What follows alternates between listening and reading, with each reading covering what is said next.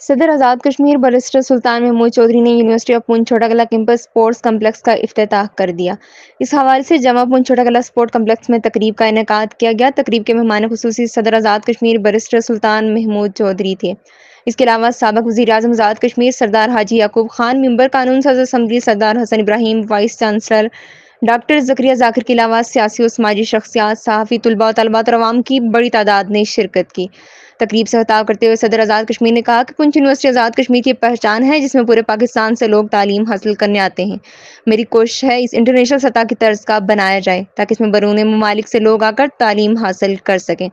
پونچھ تحریک آزاد کشمیر کا base camp ہے۔ تمام شہداء کو خراج عقیدت پیش کرتا ہوں۔ حالیہ دنوں بھارتی کشیدگی میں جس طرح سے گورنمنٹ آف پاکستان اور پاک نے حکمت عملی سے دشمن کے خوابوں کو خاک میں ملایا، میں انہیں مبارکباد پیش کرتا ہوں۔ وائس چانسلر ڈاکٹر زکریا ذاکر نے خطاب کرتے ہوئے کہا، جب مجھے وائس چانسلر بنایا گیا، مجھے چانسلر نے یہ ٹارگٹ دیا تھا، پونچھ یونیورسٹی کی بہترین تراڑ کیمپس اور چھوٹا گلہ کیمپس کی تعمیر آپ کے ذمہ ہے۔